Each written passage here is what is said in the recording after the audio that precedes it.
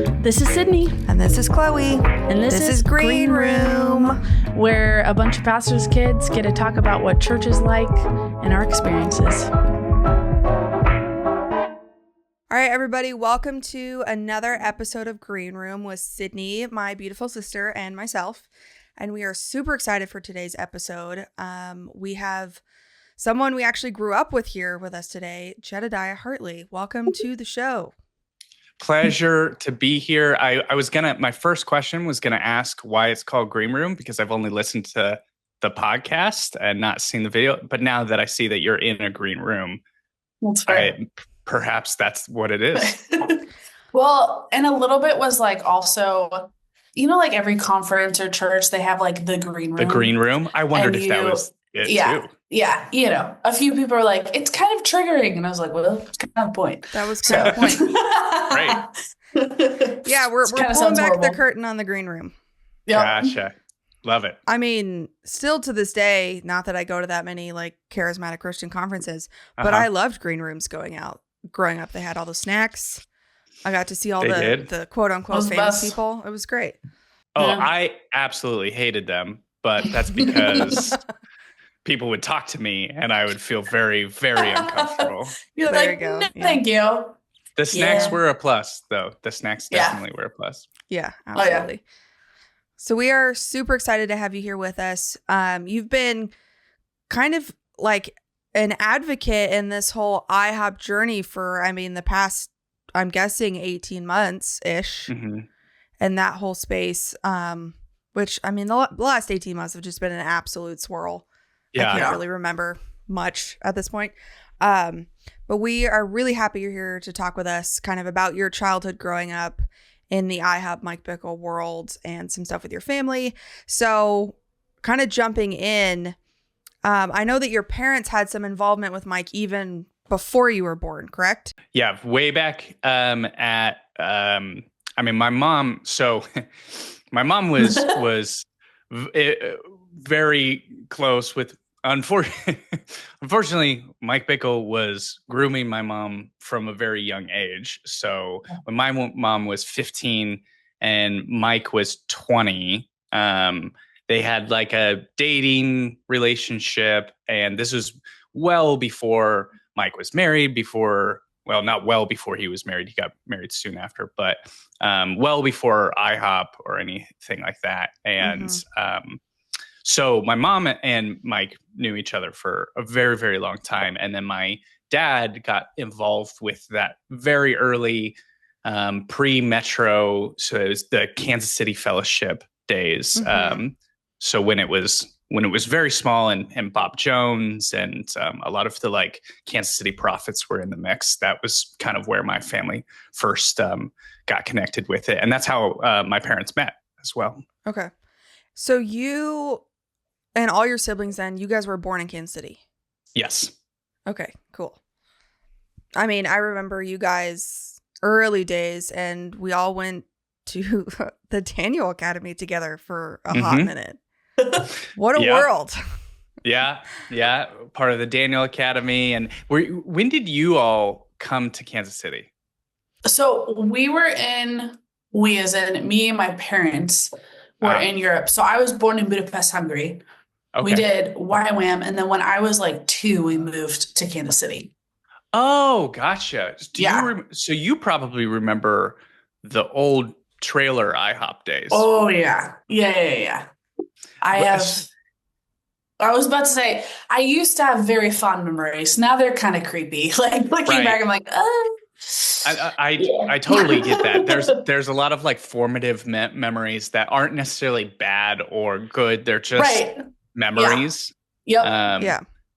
And I don't know if you remember, but the carpet would always boil up in it because they didn't stretch it right. So when people would walk over it, it would kind of get stretched out, and so you'd have it would like big, implode slowly. Yeah. And one time, my dad gave me like a one of those staple guns, and I just would go around stapling the carpet back to the floor. Oh my gosh! Oh, that's funny.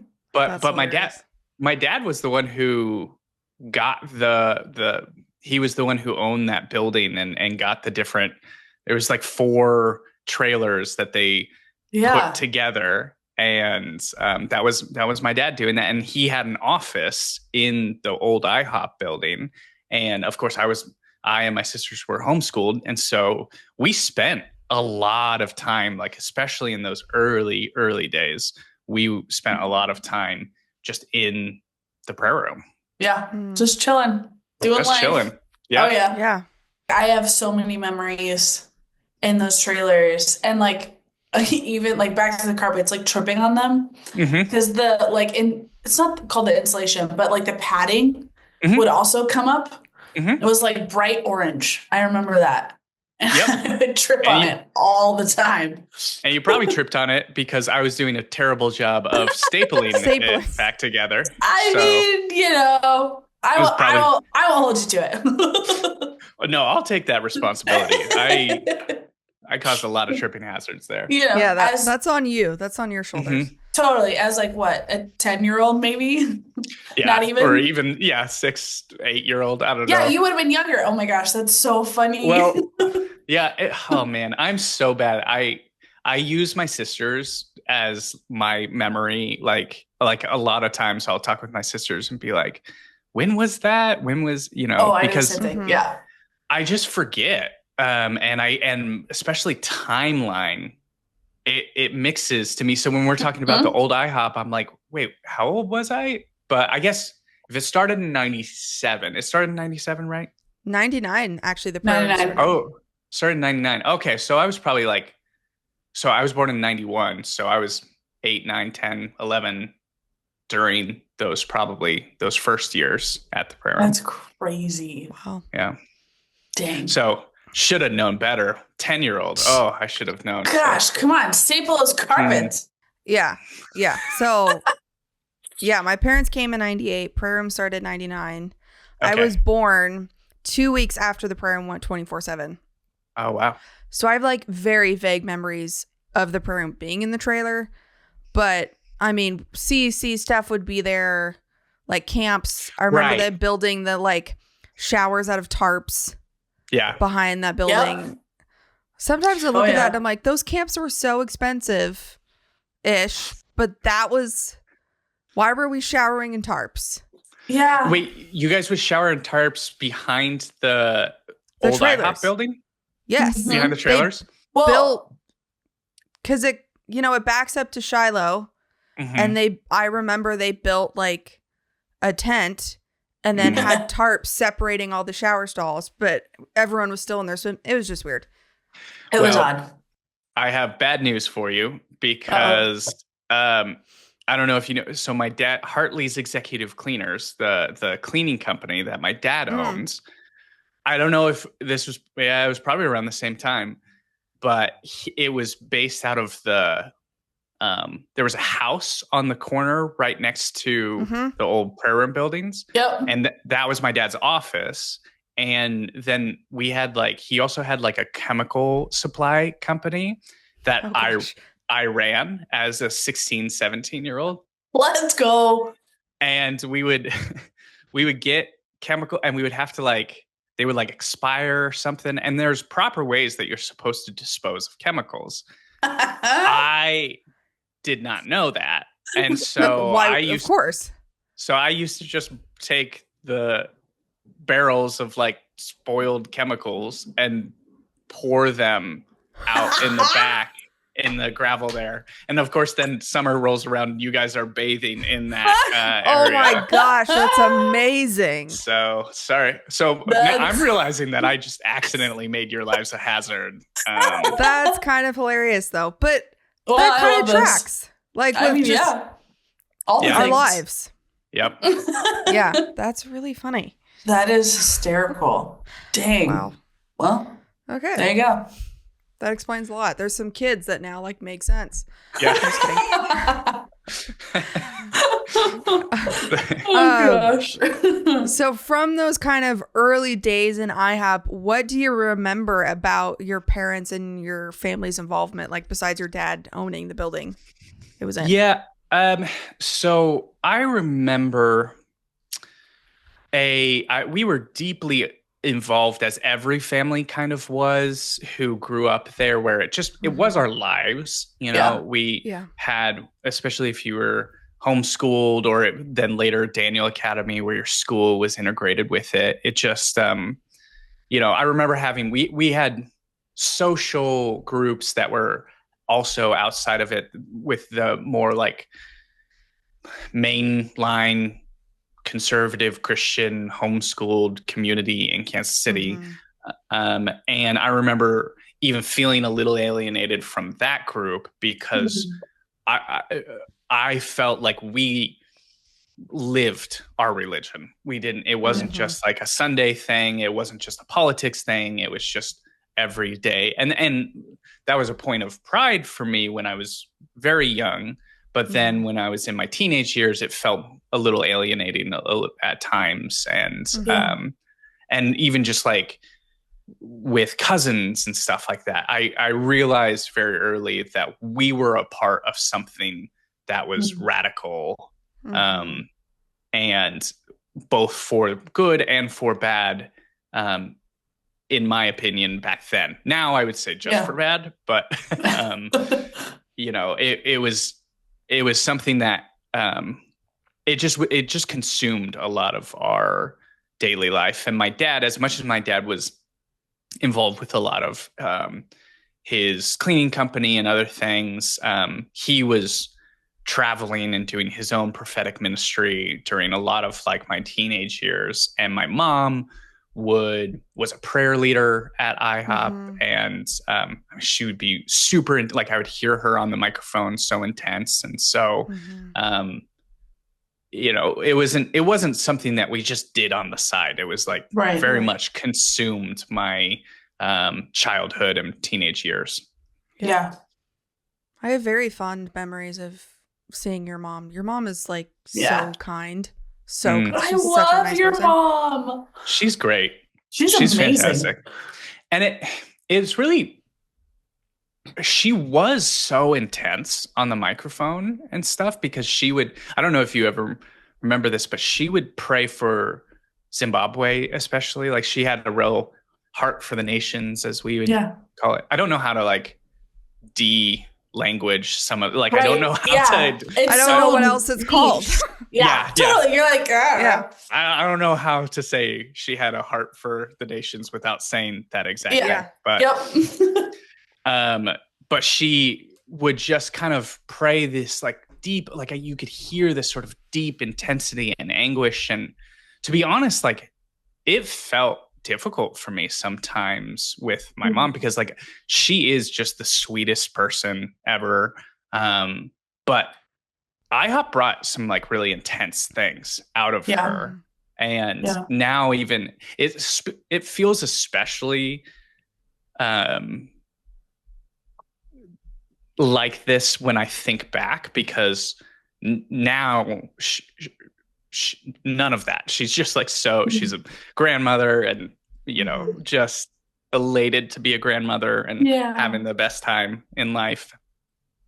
And so that like version of my mom, I only saw in the International House of Prayer. And it's encouraging me and comforting to me that like you guys, that your memory of her is as someone who is kind, because like I sometimes wondered if people miss that side of her because there was so much intensity with the IHOP side. But no, that I could see that. I could totally see, especially as like a son saying like, whoa, mom, there's a big difference.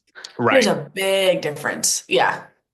No, I feel like I've even begun to, I mean, a long time ago, even before, because we had left, I got married, and then like we had left Kansas City, left IHOP. And I just started praying differently, because I was like, this just feels weird. Like, I don't need to say God, and I don't need to yell. Like, I don't need to like do all those things. And and like seeing now even little like snippets, like I kind of jumped off social media because my brain was just like, this is too much.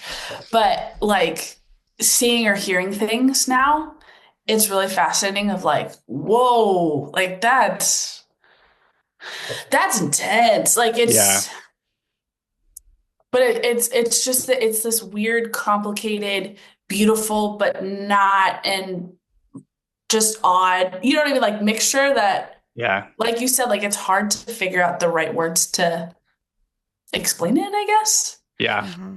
But yeah.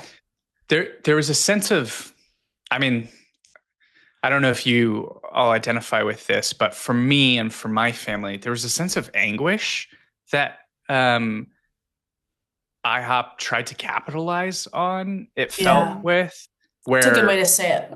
You were just agonizing in the prayer room about several different, state of the world stuff, or about the return of Jesus, and it is a little haunting to think back on it, because certainly for me and for my mother, who I grew up with everybody always talking about, like, oh, well, are you going to be like your dad? And I always was more like my mom anyway. And I've always identified way more with her than my dad. And I think we both, like, there was a type of anguish that we now don't feel anymore. Not that there isn't like a heaviness in life or a concern for the poor or, different things. Yeah. But this feeling that, like, it is, I need to stand in the gap and intercede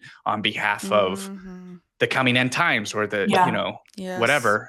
And now I'm like, well, I don't believe in the end times. Right. And so there goes that. Now I don't feel that anguish. And it's haunting to think about it with me and with my mother, of just like how there was a different expression of our identities that was tapped into at that place, that it's like that version of Jed only ever existed at the House of Prayer and at in Kansas City, in this place and time.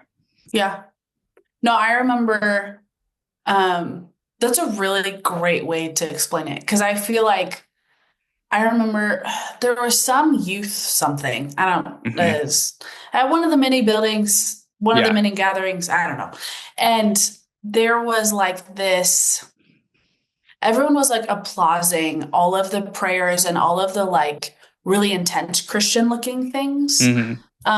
Almost, but it was like, almost like comparing, like without just flat out saying like, okay, comparing your prayer to your prayer. You know what I mean? It was just like, wow, the way that you, like, it was always like, that was filled with so much authority and your tears and your da-da-da-da.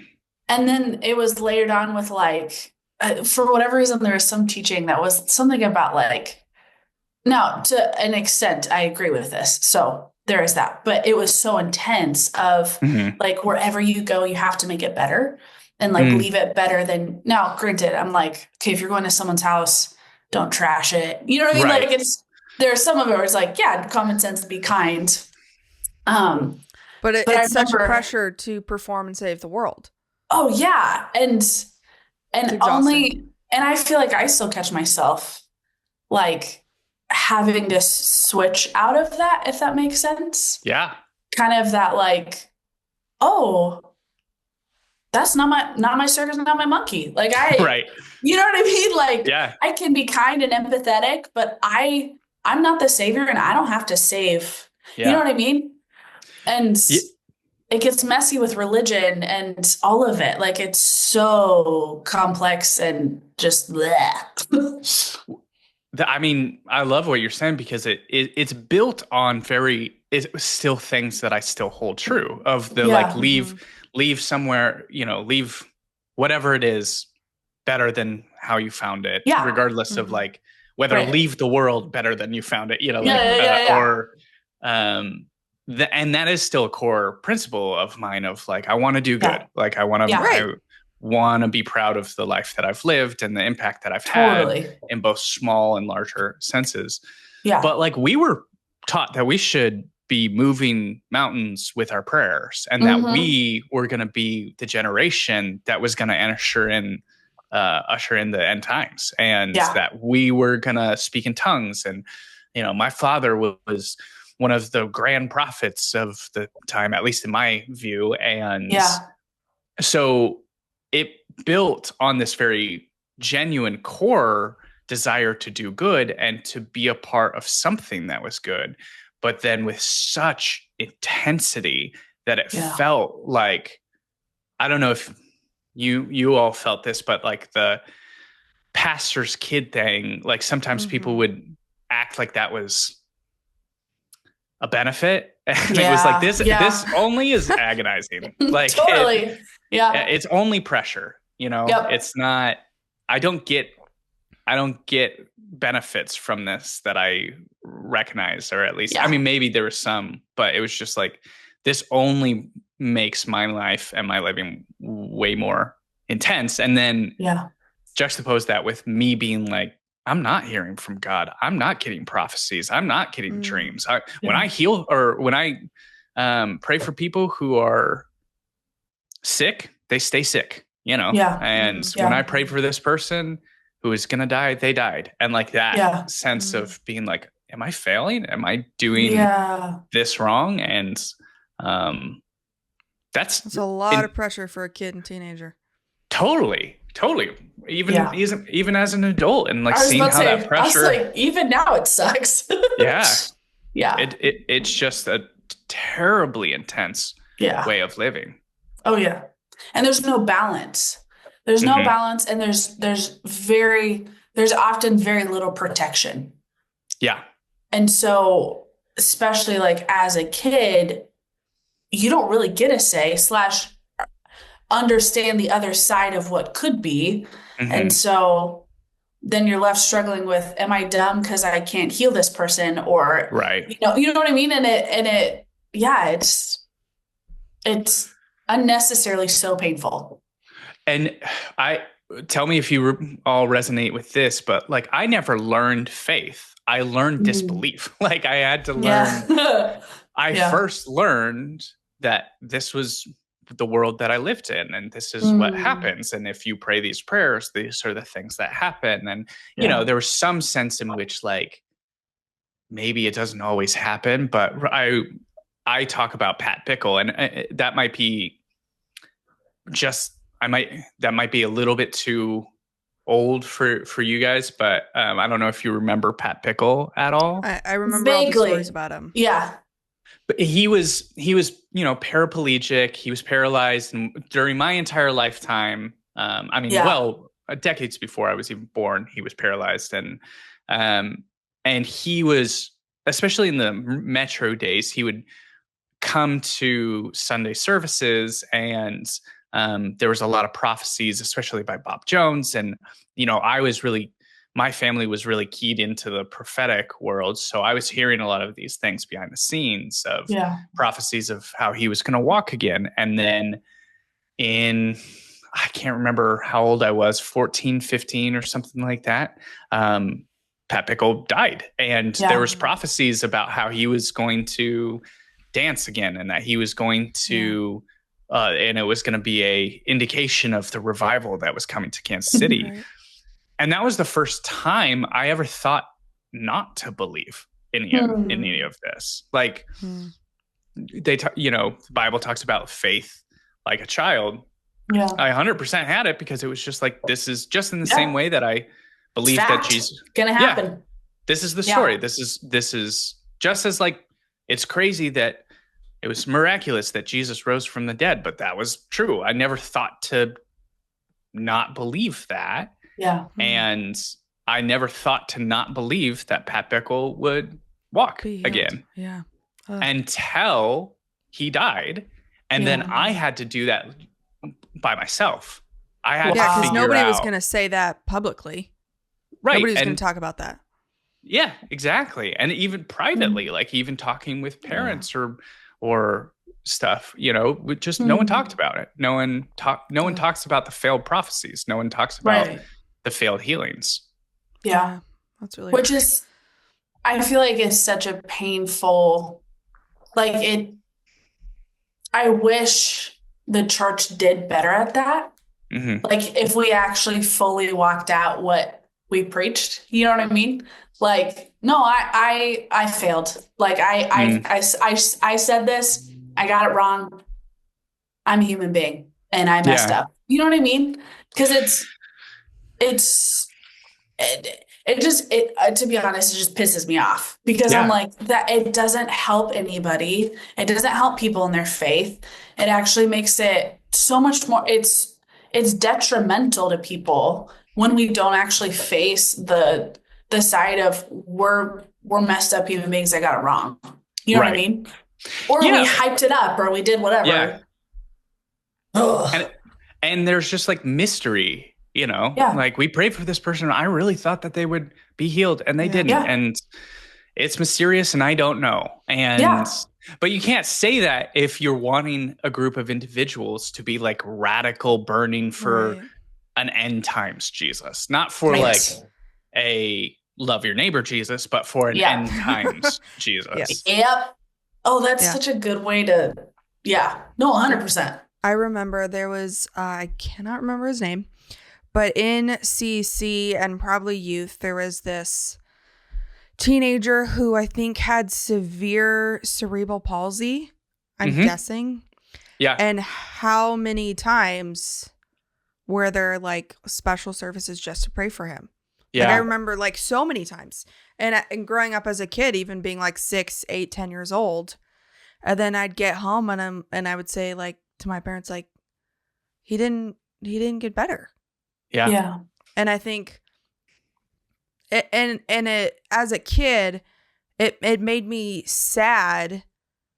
Like, oh, this person's still sick. Mm-hmm. You know? And also thinking of Pat Bickle, like how must that have felt? Yeah. Waiting your whole life for this word that doesn't happen and you die a paraplegic. Like how horrible would that have been? Like it's already a horrible life. And then you're being told by some of the greatest prophets ever that you're going to get healed and it's going to usher in revival. And it never happens. Like, that's just so hard. Yeah. Yeah. There was, I'm sure that you all know her. I won't say her name or the family name just in case. I don't know how much they want their story talked about. But there was a young girl who went to the Daniel Academy and dealt with very mysterious autoimmune conditions that were super serious. And she went to the Lakeland revival and got healed for like a few months. Not long enough. Yeah. Yeah. And then and passed away a few years later. And that was so sad. Yeah, because she was similar to your guys' age. So hard. Yeah. And I was kind of close with her older brother. And my little sister was really close with her. And I know that that's just like, it shook all of us. Yeah. And it shook us even before she passed away. You know, I was an adult when she passed away, but like she suffered a lot. Right. Yeah. And it felt like something that we as kids were left to figure out on our own. That we were.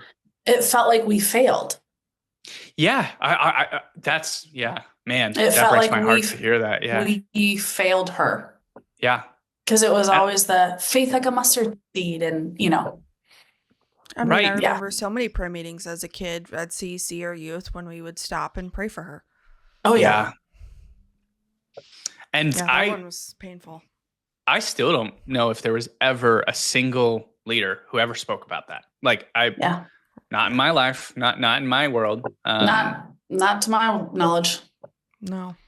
And you know, if you went to a medical school, or let's say that you were working for a company that was doing a research on this particular drug and trying to cure cancer or something, whatever, and people kept taking the drug and nothing happened, and the people leading the study were like, let's ignore those cases and only, think about the cases that were beneficial. Yeah. You'd be like, this is a terrible study. This is horrible. You have it's unethical. It's totally unethical. Yeah. And if you got a report about that study that conveniently left off all of the testimonies of people who weren't healed or whose conditions got worse, you wouldn't have that. You wouldn't have information about that medication. Like, and that's where I felt really misguided, or sorry, not like misled, was because I was not given the testimonies of the failures of faith, or the failures of the works of God, or the failures of prophecy, or anything like that. Yeah. And so I built my faith around something that was fundamentally not true. It just wasn't, it was a reality that didn't exist. You know, it was a magical world where people got healed, where people were always listening to God, and that dreams came true and prophecies. And I was a part of an organization that had already fulfilled, 10 monumental, huge prophecies, only to later be like, that's never what the prophecies were about. Also, there was all of these other big prophecies that never came about. Never happened. Yeah. And then, it's a whole nother thing, but also to find out that my dad was like faking all of his prophecies and stuff. Yeah. And it's just like, oh man, so that world didn't exist. Like, I don't want to say this in like I want to keep it open for like people who believe in the gifts of the Spirit still, and like that healings and prophecy can happen. But I will distinctly say that like the extent to which I thought it was happening in my world was just straight up deception. Yeah. No, totally. And there was a complete lack, especially I feel like for us, like kids, teenagers, and for the adults, like an absolute lack of pastoral care to process when things didn't go like we thought they would. Like even the post-awakening days. Yeah. Where it's like, we're closing the awakening, which was so confusing to me as a 10-year-old, 10, 11-year-old. But like, and then the subsequent fallout of a lot of that. And now, 15 years later, people are going, everything got so much worse after that for me, or I wasn't actually healed, or I was abused by being paraded on a stage. Like no pastoral care to go, we prayed for this and that didn't happen. Yeah. And how helpful that would have been. I left for YWAM. I don't know if you guys know this, but I went to YWAM right after I graduated high school, and I left right after the awakening. So okay. What do you guys remember of that 2010, 2011, like the immediate wake of after the awakening? Tell me more about that experience, because I was totally gone for that. Yeah, you're like, bye.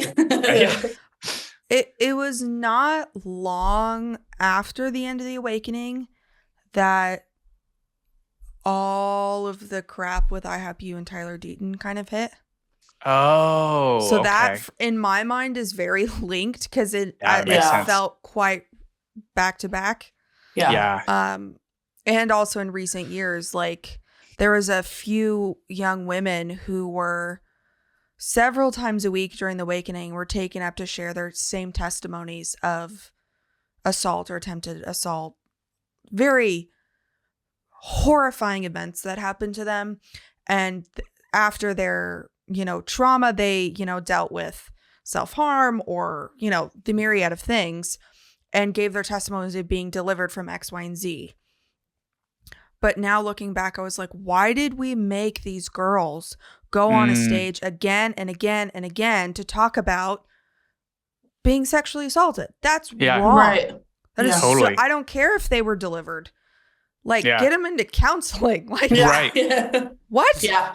Yeah. Yeah. And like, I remember feeling like I didn't have specifics of like, besides the Tyler Deaton thing, because I remember that was like, I was like, I don't know exactly what's going on, but I know I can't go to this Five Guys because this guy works there, and this is all weird. Like, I just remember being like, because Tyler Deaton worked at the Five Guys? Yeah, he was like the manager or something. Yeah. Wow. So, oh man. Yeah. So like, I remember that. And then, but I remember having this like general feeling of like the roller coaster just like nosediving. Like it just felt almost like we've prayed for revival and we've done all these things for so long. And then it happened. And then it's like, now what? You know what I mean? Like we were just ankle deep. Yeah. And now everyone's dying. Yeah. Like, and that was the weird thing too of like, oh, but there's so much more. But then I remember looking around and being like, everyone's exhausted and like not happy. Yeah. Like we're pretending to be happy, but there's not like real joy. Yeah. And I loved it because my mom was like super awesome. But she even called me out. She was like, you're going to all these meetings. And I was like, how old was I? I don't know. I was 14, 15. Yeah. And there was one day I was just acting like a complete brat. Like genuinely, I was just being a brat. As I was a 14, 15-year-old, just punk. Yeah. And my mom, like and I really appreciated her saying this because it was out of love that it helped me kind of like, yeah, Sydney, stop being an idiot, you know? Right. But she's like, hey, if you're really like encountering God in all these things, then there needs to be fruit. And right now I'm not seeing it. And I was like, dang, you're right, Mom. So like, going to church 6 days a week doesn't magically make me a better person. Doesn't just make me, you know. And I remember wrestling with that and taking that, like, one for me, which helps me kind of be like, okay, I need to stop being a punk. Like, Sydney, you're being selfish or whatever, lipping off or whatever.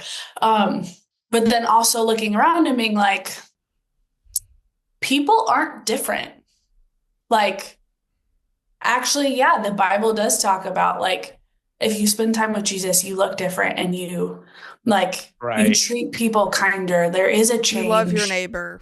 Yeah. And I'm like, there wasn't. I don't see that. Yeah. You know what I mean? Like, this isn't happening, you know? Yeah.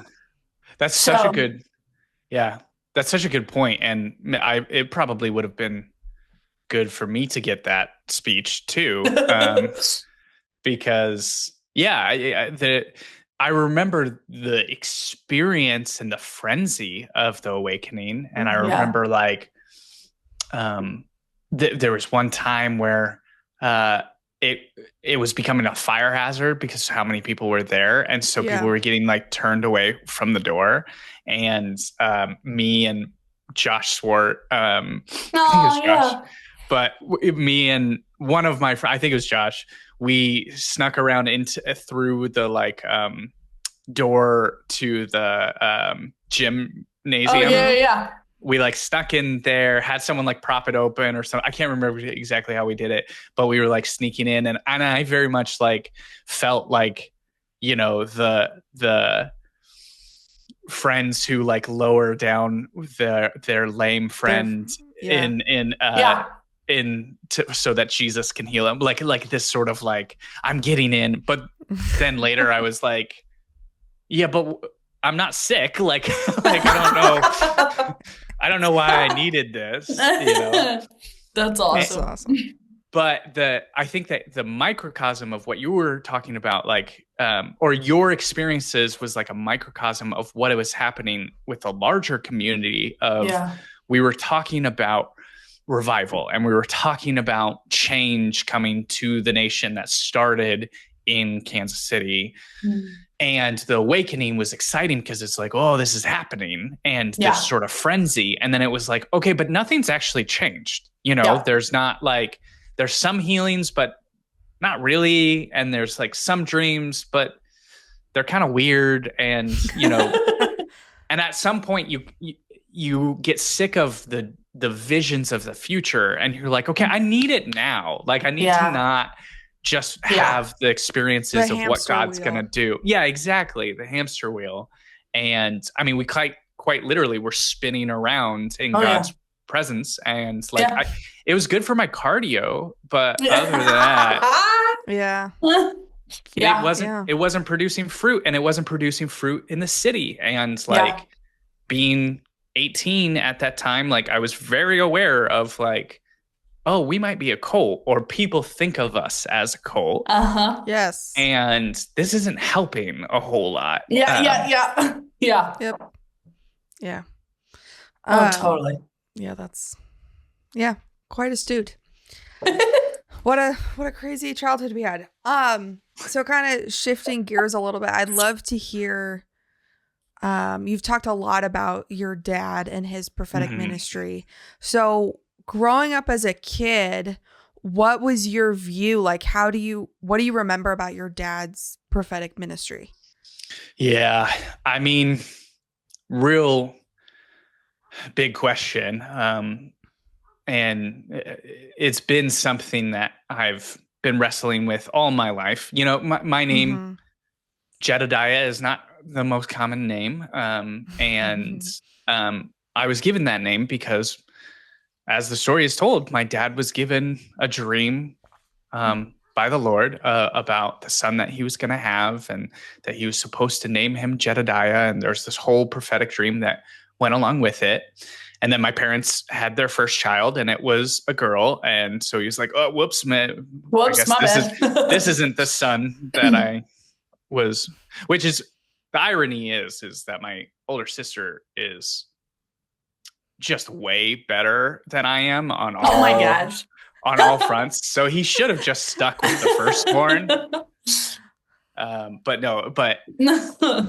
So I just grew up with like my very identity being fastened to my father's prophetic ministry, and the prophetic ministry, the larger prophetic ministry of the Kansas City Prophets and the legacy of the Kansas City Prophets. And, you know, I always knew that some of it wasn't true. My dad was a storyteller, and was a good storyteller. If it was very just charismatic, like a very charismatic personality. Oh yeah. Yeah. He would, everyone either loved him or hated him. Like you formed an opinion of him quite early, and he definitely got on people's nerves, but he also, like a lot of people, really adored him. And I did. Like, I loved my dad. And, of course. I loved his gregarious personality and his crazy, wild stories. And then, you know, I got old enough where I started being in the stories. Like, he would tell stories about me or my sisters and some spiritual experience that he had in conjunction with us. And they just weren't true. Not even like, you're kind of stretching it, like not a big fish situation, but like, no, genuinely, like that never happened. Like he used to tell this story all the time about my little sister Taylor, and how he would talk all the time about like how she was this bundle of joy, which she was. She always was very gregarious and happy.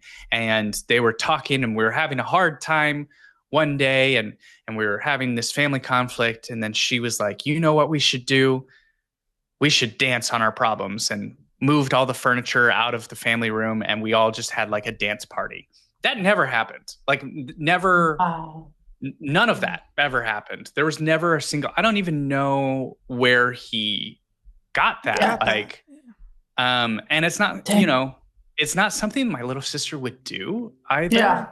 Too. Like, she just wasn't. She was very gregarious, but she wasn't like the leader of our. She would never tell our family to do something. She was the performer. Like, she would, you know, she was very much a younger sibling. Like, would want to, and so it just felt like a misrepresentation of her character, too. And like, it wasn't just not a true story. It wasn't even true to like the family dynamic. Yeah. And then he would do the same with me. He would tell stories about, we talked about his future, and he cried and I cried. And I'm like, that never happened. Like and so I always knew that he was, you know, stretching the truth at the very least. I would say stretching the truth back then. I mean, he was just lying. And it probably should have been said and addressed as such back then, because it was, to the extent that it was probably pathological, like something wrong. Like, not just like normal, like lack of character lying, just like an incessant need to like make up stories about things that didn't happen, even though he was crazy and had many great real stories. Like he didn't even need to make up the stories. And I think that pathological lying became the engine behind his prophetic ministry. And I saw it sort of happen. But again, like I was not ready until I remember the exact moment it happened, until I was literally 27 years old. I was not ready to think of my father as a liar. I was, or as a fraud, even. Of course. It was much more, like you said, Chloe, like someone who stretches the truth. So, a big fish storyteller. And then it wasn't until he tried to use, like he had gotten, it's a much longer story, but the quick of it is that he had access. I had once used one of his computers in his office. I was like working for him, and I logged into the Google keychain on his computer, and I didn't use that computer for like literally 5 years. And one day he brought it from his office and he was using it as his home computer, and he recognized that all of my passwords were still saved on there, because when you're logged into like Google Chrome, it updates your passwords and everything. Yeah. So he had, I was going to UMKC at this time, and he had logged into all of my email, my bank account. He had logged into all of my information about, like, he had text messages between me and my girlfriend at the time, and just all of this information. And I didn't realize it at first, but basically what happened is I met him for coffee, and he tried to prophesy over me. And he told me about a paper I had written, and a paper I'd written for a specific class. And he told me the name of my professor, and that I was asking these questions because I was studying philosophy. So I'm writing these philosophical papers, and he used it, and he was like, you need to go, turn back towards God or his version of God and whatnot. Because it wasn't even like I'm an atheist like that. Yeah. I don't know, but it was like a paper about Kierkegaard or something. And he had just been losing connection with my family, and he was using it as like a sort of manipulation device to like reassert his like authority as a prophetic visionary. Reel me back in. And it certainly sent me reeling. It did not work to reel me back in. Yay, praise God. That is wild. Yeah. And it took me a long time to figure out how he had done it too. Like I was worried that he had, I was worried that he had like hired a private investigator, all this sort of stuff. Yeah. And it wasn't until like 2 months or might've been a few weeks later, I went to his house, and I purposely like snuck into his office, found the computer, and then it was all right there on the desktop. Like he didn't really even hide it. Like I found all of my information just right there. And that was the first time where I was like, oh, he's a liar. Oh yeah. Oh my gosh. And later I was like, realized he was mentally unwell. But that felt like a deep betrayal. Not only that he would do it to that level, but that he would do it to his own son. I was just like, oh man. So up until 27, until I was 27. So whenever that was, 2017, 18, I thought of him as like some type of prophet. Wow. That's an intense breach of trust. I mean, that's a lot of things. Yeah. Wow. And to not even like do it well. Like you like I've put in the effort, man. I'm so glad you said that. And I think that's like only the child of a pastor could totally, because Like I've told my partner some stories and she's always like, this is horrific and I don't know what to say, and like has zero grasp on like how she's supposed to approach the conversation. But right. You're like, how do I engage with this? but and I'm like, he could have lied better. Like, and that was always, especially even my like advocating now in the last couple of years, I'm like, it's not even hidden. Like when other people like Sean Bowles and Chris Reed and even Mike Bickle and his prophetics, he did it different than, they all have their different shticks and stuff, but like, they're kind of flaunting it in everyone's faces. Mm-hmm. They all have their iPads. Like at least my dad had the decency of like writing it down in a notebook. And doing some performance like he was pulling it in. But like you'll see Chris Reed and Sean Bowles just like pull their iPad up and be like, is there a so-and-so in the audience? And you're like, it's right there. and I remember being a mid 20 something year old and being like, am I supposed to do this? Like, I really think that I was groomed to be a prophet. Yeah. And I was like, well, I'm not going to lie. and there was a moment like where I was like, I could just, and it's I could not be way that hard smoother. Apparently. Yeah. Yes. And totally like you said, Chloe, like you could do it way easier. Like you'd be sneaky about it. And these people aren't even being sneaky about it. Wow. Yeah. Which goes so much to say about the atmosphere they created around themselves to not even have any suspicion or to believe every word they say. And it's pretty arrogant actually to be like flaunt it like that. Goodness sakes. I think that too, it makes it, I don't want to speak more. I understand my father's psychology pretty well.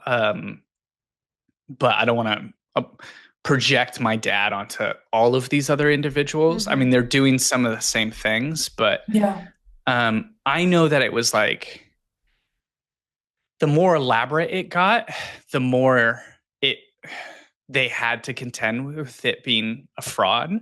And like the person that my dad has fooled the most throughout his entire life is himself. Like he is in a constant battle of trying to trick himself that he is these things, that he is prophetic, that he is hearing from God, that he is like, going back to the stories that he would tell these stories about us as children and they weren't true, never happened. And he would get choked up. He would get emotionally choked up. He would start crying on the microphone about a story that never happened, that never existed. Wow. And I don't think that it was performative. I mean, it was to some extent, but like, I don't think that in his head, he was being like, all right, now I apply the waterworks here, I think he was having an emotional connection to the fictional reality that he had built of his life. And I think Mike Bickle and other of these people who are doing just these horrible things, like they were deceiving themselves first and foremost. Like Mike still probably believes that Diane's going to die in an earthquake at some point, or whatever stories that he told himself. Oh yeah. So when you were a kid or a teenager hearing him share these stories that never happened, did you ever like talk to your siblings about that? Or did you ever ask your dad like, hey, I don't remember it that way? Yeah. So that's a really, really good question. Because yes, my sisters and I and my mom was the person who would get bothered by it the most. And to the point where like I don't remember my mom ever attending any of my dad's meetings since after like I was like 10 years old. Wow. Yeah. She never heard him preach on anything. And my youngest sister too would get very, very bothered by it. My middle sister would get bothered when her name would be mentioned. And then my older sister kind of like disconnected and just kind of, she was doing her own thing.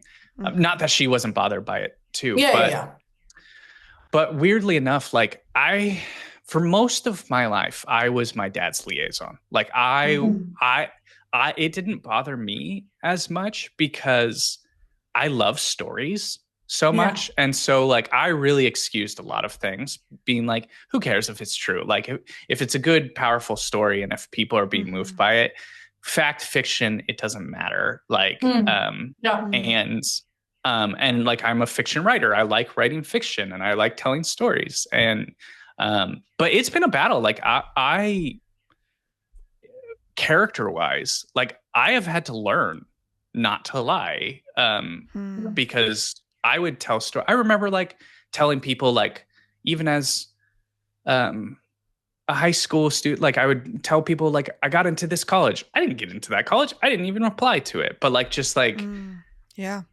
I would, because I felt like it was okay. It was like modeled to you.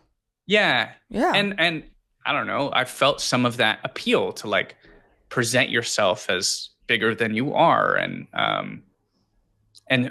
over the last like decade, especially, I've had to be like, live the type of life that you're proud of telling the truth to people. And that's the way that like you tell your story. But throughout my, I mean, really up until like, honestly, up until like this all broke 18 months ago, I was always trying to help my dad keep a relationship with my sisters. And I was trying to be like counsel for my dad, where I was like, okay, Dad, like you can tell these stories, but don't mention the family members. So, or like, I was trying to like negotiate with him of like, no, it didn't quite happen like this. Here's how you could retell that story where it's a little bit more true. And like, totally not this like ethical space of like, is it right or wrong to tell fiction? It was just like, okay, we're going to tell a story. Here's how we tell it right. And I don't know but like I wrote a book about him when I was in my early 20s. That was a lot of collections of his stories where I was actively involved in doing this sort of like find enough truth about these stories to make something compelling and kind of put it together. And even on the book, I wrote the mostly true stories of Bob Hartley, because it was like, it doesn't matter. They're big fish stories, you know? And so, but within my relationship with my sisters, we all grew up having to navigate this reality with my dad. And we would talk about it all the time and what bothered us. And we were kind of all on board. And it actually is one of the reasons why, like, I have always been super close to my sisters, and all of my sisters are close to each other. And some of it is because we all kind of recognize like, this is bad and this is not good. You know, we all had different emotional reactions, but we were all trying to like cope with it the best way that we could. Yeah. Right. That's so cool though, that you guys were able to talk about it. Yeah. Like, that's really incredible. I mean, so much what we've been talking about earlier is like, we didn't have adults talking to us about a lot of these things. And so how are we supposed to process any of this but with our siblings? And man, I would not be where I'm at today if it were not for my sisters. They're good people. They're really good people. I love your sisters. They're great. Yeah. They're amazing. Wow. It's been really fun for me. The last 18 months have been like the worst, but something that has been fun is like reconnecting with a lot of these IHOP childhood friends. And telling stories and kind of connecting dots and going, what do you remember? How did you interpret that? And it's been really sweet to connect with people. And then some of the stories I'm hearing are absolutely breaking my heart and going, we thought we were growing up in like the best place on earth. But so much was happening behind the curtain that was causing so much harm. It's hard to fathom. Totally. And everyone shows up to school smiling, and you have no idea what's happening at home. No idea. 100%. Yeah. And that's like, 18 months ago, even, I would have thought that maybe at least like 5 years ago, I would have thought that my dad was the only one who was like making up the prophecies. And I used to feel like he was the fraud amongst other people who are telling the truth and or something like that. And then to realize, like, I didn't even know about what had happened, that Mike had preyed on my mother. Like, I had no idea. I knew bits and pieces of the story, but honestly, my mom hadn't even come to terms with the fact that it was predatory until, until Deborah and Tammy spoke up, and she was like, I now see how this was terrible. That's bad. Oh, that's bad. Mm-hmm. Yeah. And that's, it's not just a matter of like, we don't know that there's bad stuff going on in other people's households. We aren't even aware of like the bad stuff going on in our own household because you're just taught to like normalize and contextualize everything that you grow up with. And this anguish or this abuse or the, intensity or deception or fraud or whatever, it's all just like, this is just the way that the world works. And it takes a long time to break out of that. Mm-hmm. Yeah. Oh, it does. And it's like continual. Like, like one thing, which I think I'm grateful for, because if I realized, I think everything in a day, I probably would lose my mind. Right. But like going through counseling, like it's been so helpful to unravel even like biblical things. Yeah. Where like I just grew up being like, okay, this is biblical. And I'm like, and slowly coming to terms with like actual truth is so freeing, but it's also, it is alarming. It's exhausting.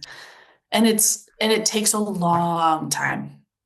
Like 100%. And I so have like appreciated both of your voices and listening to your podcasts of like, I'm really impressed that you have been able to articulate a lot of those things, because especially in the wake of like, I don't know when would you have said, I don't even know if you would say that IHOP was a cult, or I don't want to put words in your mouth, but would you use that word cult to describe IHOP? Or at the very least say it's like, because I've learned a lot about what a cult even is. And it's like, okay, it's definitely on the spectrum. It wasn't Jonestown.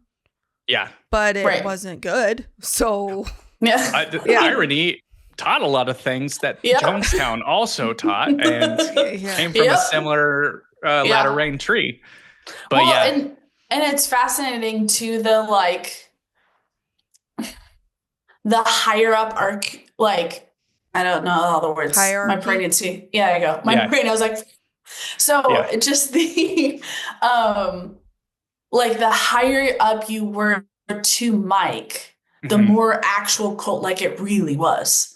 Right. But then for anyone that's just like, oh, I just go to the prayer room, they're like, what are you talking about? Like, I just spend 4 hours a week here and I get to encounter God. And you're like, that's great for you. I was like, but there is all so much more of this, behind the curtain. So I think maybe it's hard to say that because it was our childhood. It's just totally. It's still hard to say that. Yeah. Because there were people I loved there. And So high control environment at the very least.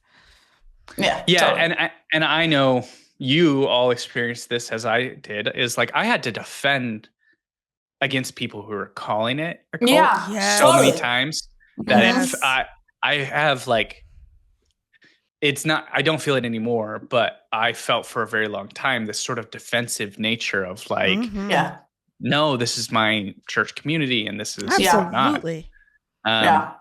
but yeah, like coming to terms. And I think that because one of the big things that I always used to say when I was defending IHOP from being a cult, I was like, hey, one of the core attributes of a cult community that separates it from like a, intense religious community is that there is like usually one authority figure that's kind of unquestionable.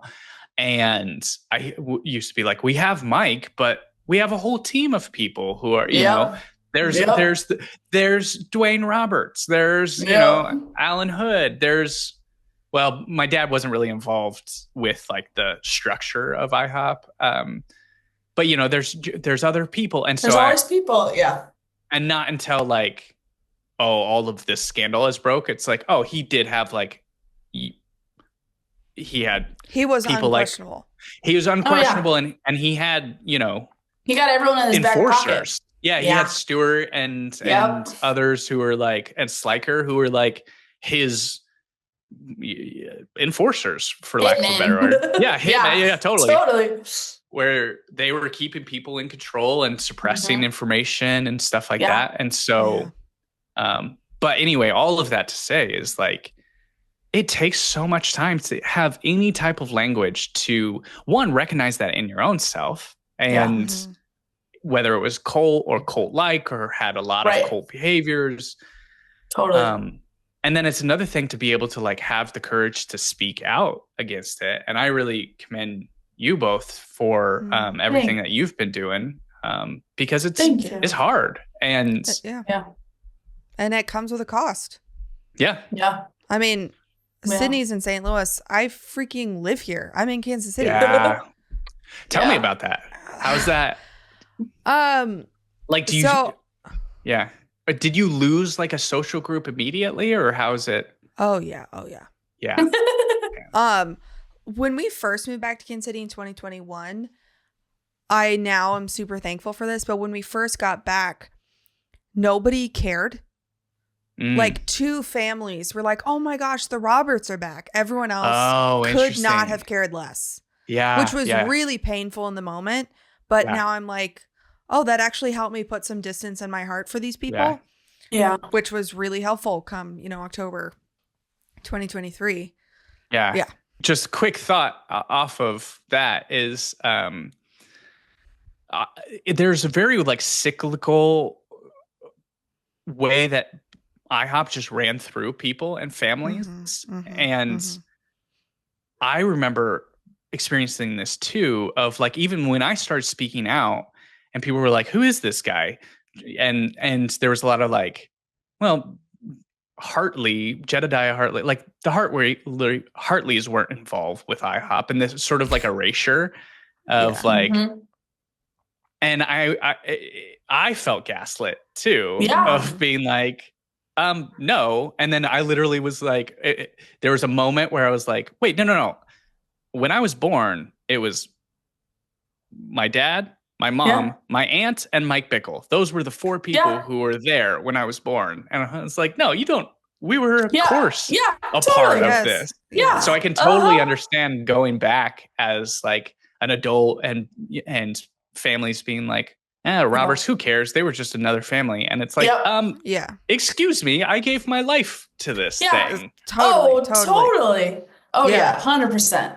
Well, and it went back to, if you left, you were bitter and you were a bad person and you're and you're written off. Yeah.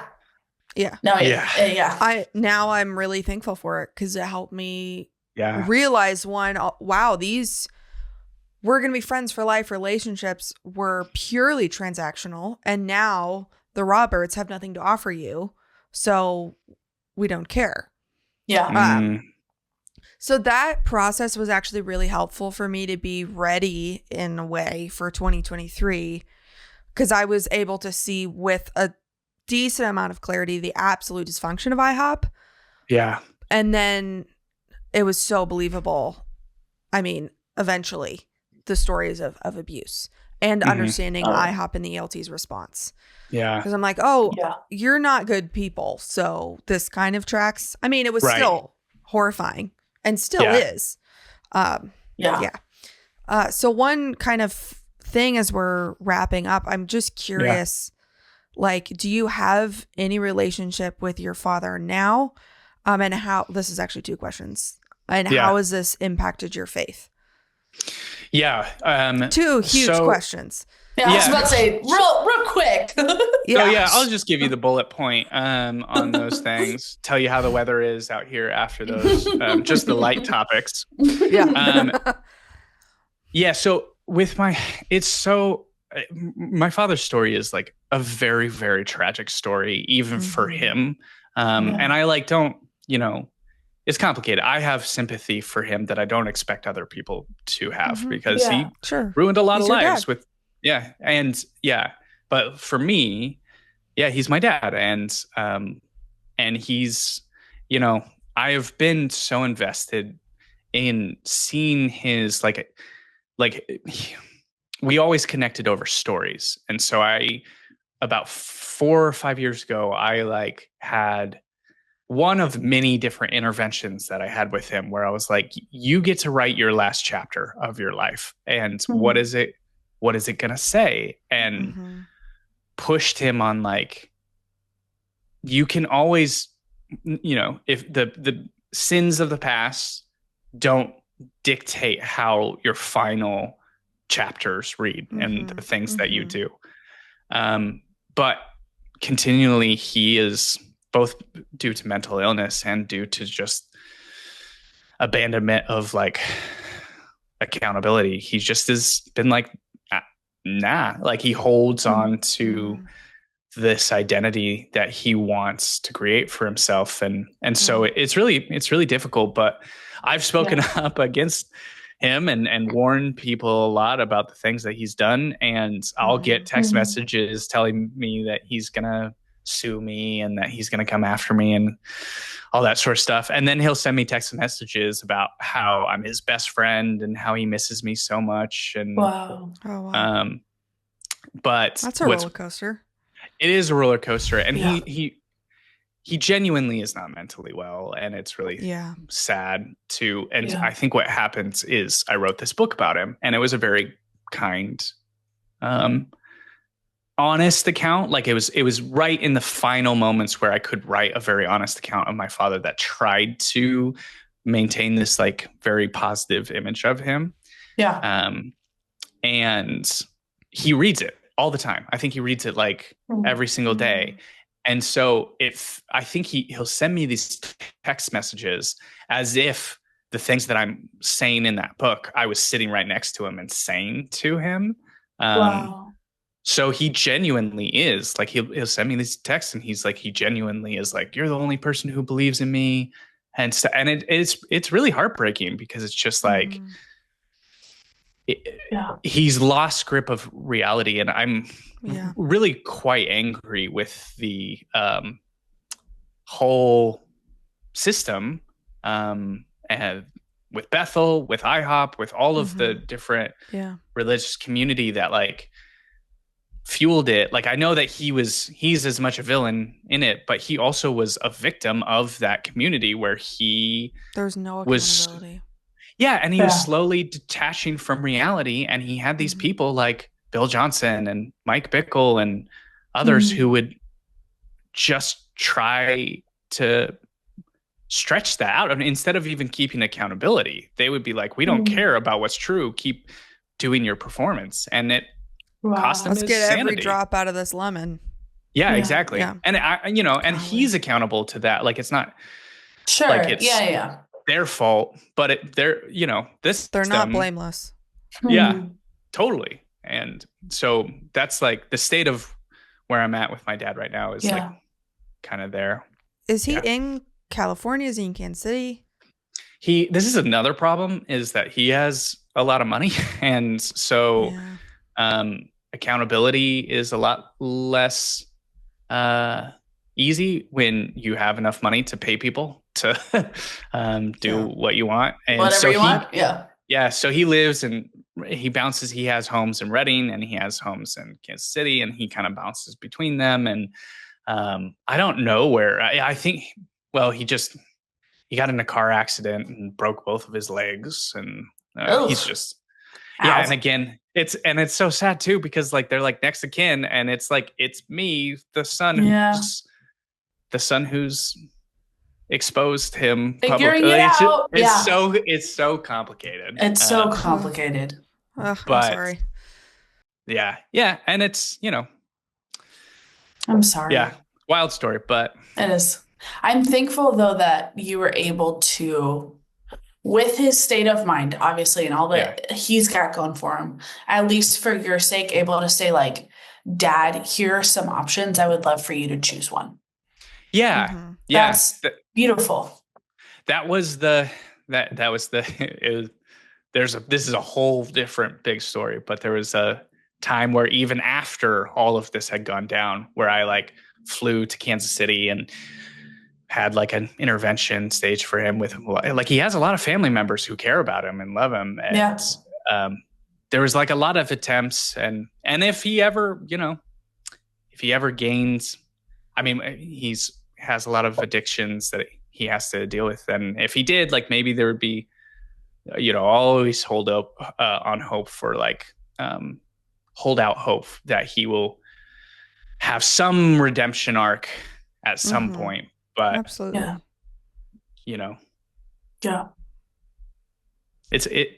any way that you tell it, it's just a tragic story.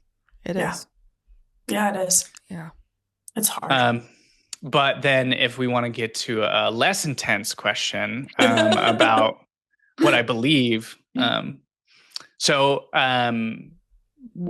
did you frame it, Chloe? What was the question specifically? How is IHOP and your own journey with your dad impacted your faith? Yeah. Which, very loaded question, so answer it how you want. Yeah. Of course there's a lot of ways that I could go here. But one thing, one thing that I think I want to express in this is, so many people throughout my life have told me you can't let this experience define your understanding of who God is. Like that's always what people will do, is like, you can't let your relationship with your father define your experience with God. You can't let Mike Bickle define your experience with God or Christianity. And I want to push back on that. My dad will always define my understanding of God and my understanding of Christianity. The expression of Christianity that I was given growing up will always affect my opinion of faith. Like there never will be a moment in my life where I have extricated myself from the community and the world that I grew up in, like for better or for worse. That is my story. It's always going to be my story. And I know that people... And you can't cut it up in pieces. Yeah. You can't. Yeah. You can't just cut it off and say, oh, well, I don't like these pieces, and so I'll keep that. Like obviously there's deconstruction. But like my belief in God was predicated on the stories of my father and of Mike Bickle. I've said this before, but like, I did not grow up worshiping the God of Abraham, Isaac, and Jacob. I grew up worshiping the God of Bob Hartley, Mike Bickle, and Bob Jones. Like those were the prophets who introduced me to the character of God. Yeah. And I get where people are coming from. I get this sense of like, especially when people have it's like, if you fell in love or something, or let's say that you were in an abusive relationship and then you finally get out of that abusive relationship and you're absolutely like, oh my goodness, I don't know if I ever want to fall in love again, or I don't, and then you have your friend who is madly in love and has been in love since they were 20 years old and are married to the love of their life. And they're like, no, there is like this sense of like, I want you to have the same thing that I have. Yeah. But it is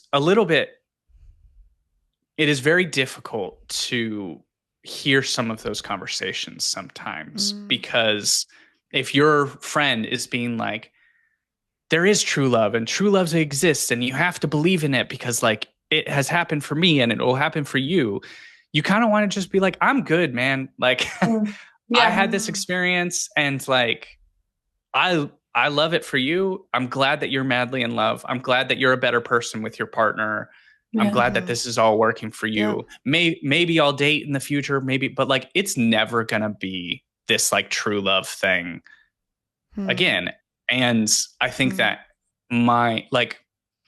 there's a lot of things about the world that I was raised in, about the character of Jesus and the community of believers that I found really formative. And like, if I had to tell you what my central ethic was, like I would pull out the Bible and talk about the Good Samaritan, the story of the Good Samaritan, because that's like still formative and defines who I am as a person. At the same time, like I just have not, it's just not my story anymore. Like, it's just not my belief. Like the story of Christianity and believing in Jesus is like just not something that I am or ever going to do again, quite frankly. Like I'm saying that more definitively on this podcast than I have ever before. Partially because of where I'm at. And also just like, you guys grew up in the same world. And so I want to be honest with you. We get it. Yeah.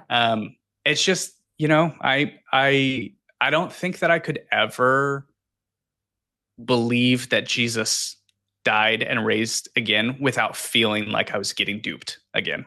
And I know that that's not the case for other people. And like that, I've really wanted to come back into this world and like talk about my experiences, because like I feel a lot of compassion and empathy for all of the individuals who still are Christian and who are still in even people who are still in IHOP, because like there's a lot of good people who are being lied to and deceived and preyed upon. And I don't want to be like someone who is agnostic and comes in and is like, all your beliefs are stupid and anything like that. But at the same time, I'm just like, it's not for me anymore. I couldn't ever reconnect it. And it very much had to do with the expression of Christianity that I saw and grew up with. Had I had a different expression of Christianity modeled to me, I quite easily could still be a Christian, but like, that's just not my story. Yeah. Thank you for sharing that. That's a very deep thing to share. And I really appreciate your honesty on this podcast. Yeah. And there's so much to wade through. Yeah. Justin, like so much to wade through in both of our childhoods or all of our childhoods. And I actually like what you said about when people say, don't let this define your relationship with your dad or your faith or whatever, where life isn't that clear cut. And I can't separate my experience from what people are telling. Like, that's just not how the human soul works. Totally. And saying that is not helpful because it negates what you experienced and how you feel. Yeah.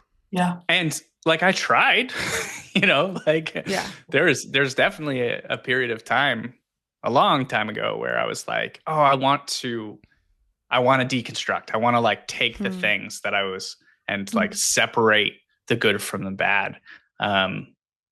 But in some senses that's still true, because like I didn't lose a lot of the value and character that like I built through hearing these stories. And like I said, like so much of that love and compassion that like I want to live my life around is like very much defined by the stories that I was told. But it's hard. I talk a lot, so apologies for going on it. But the one thing, just like whenever there's fallout from a cloistered religious world like the one that we were in, there's so many boundaries on how people are ought to heal. And I'm sure that you both have experienced these boundaries all the time of like, this is how you ought to say it. The whole like bitterness, or like, are you just bitter? Or are you like, there is so little accountability for the abusers. And then there's so much accountability for how the abused are supposed to deal with their pain. And you only can heal in this way. You can only come to this conclusion. So you can only be this. You can only raise these questions up about Mike. Otherwise, you're speaking from a spirit of offense. And like, I hope that to everybody who's listening, and for me, you know, to say to you too as well, like, I hope that you feel, and we all feel, more space to like experience the world that we grew up in and like deal with the emotions. Like, people will be like, label me bitter. And I'm like, there's a little bitterness. Like, totally. It's not the end of the world. Like I'm not trying to be cruel and unkind in these things that I'm saying. And like, what I've not tried to let like my anger then make me resentful for everybody who believes these different things. But like, of course I'm bitter. I was taught this world. I went to a school that like fundamentally was academically negligent, and like I'm still dealing with the repercussions of that. Academically negligent. That's a really nice way of putting it. That is brilliant. I'm stealing that.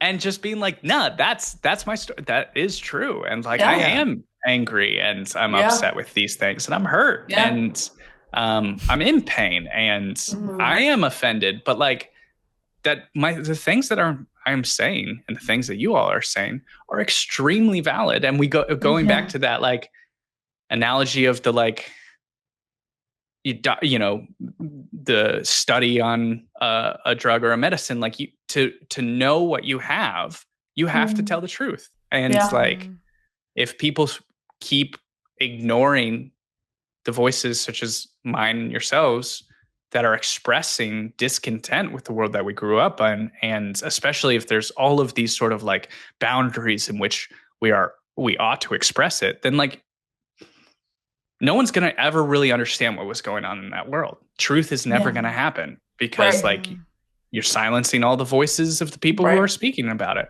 So, so I really appreciate all that you all are doing, and especially because have both literal and metaphorical proximity to the situation. It's really meaneful. Thank you. Thank you. Like, thank you so much for doing this. This was an my excellent pleasure. interview. It was incredible talking with you. And you're very articulate. Articulate. And I appreciate, like, you've done so much work and soul searching, and even also like your advocacy work. I've gotten off Twitter because I like couldn't breathe anymore. But when I was on there, I always appreciated all the deep dives you were doing, and it was really helpful. Yeah, I mean, I'm the same, where I'm like, I'll be on Twitter posting manically, and then I'll be like, it'll be a month before I get back on, because it is overwhelming. And despite what some people might think, I am making zero money from any of this. Right. So like, totally. You're like, this isn't the thing. This is I have to do this on the side. Like, other people have much less stressful hobbies, I will say. Yes, absolutely. Yeah. Oh yeah. Absolutely. Yeah. So thank you, everybody, for sticking around through this interview. It was super helpful. And Jed, thanks again for coming. This was, an excellent interview. So if this was helpful for you, feel free to, like, subscribe, comment, pass it along to your friends and family. Do all that stuff. Click the bell, whatnot. And we will see you next time.